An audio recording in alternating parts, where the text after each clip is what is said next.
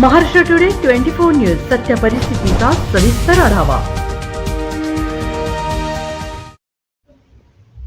पन्हाळा तालुक्यातील 3 गावांना क वर्ग यात्रास्थळ मान्यता।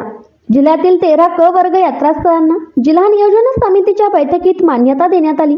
यामध्ये पन्हाळा तालुक्यातील 3 गावातील मंदिरांचा समावेश करण्यात आला आहे।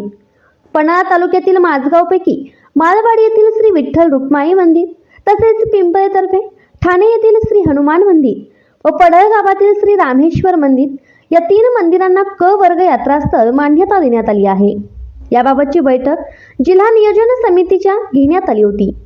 जिल्हा परिषदेचे मुख्य कार्यकारी अधिकारी यांनी सादर केलेल्या प्रस्तावानुसार ही मान्यता देण्यात आली आहे।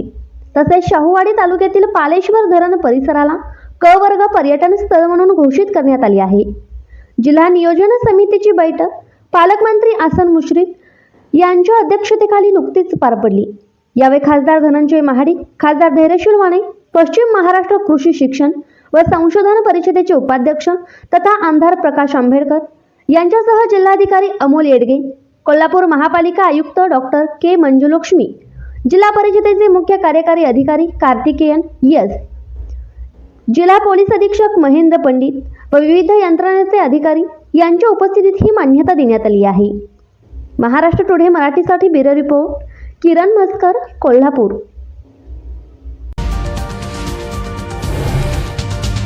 आजच महाराष्ट्र टुडे 24 न्यूजला सबस्क्राईब करा आणि सत्य परिस्थितीचा सविस्तर आढावा पहा।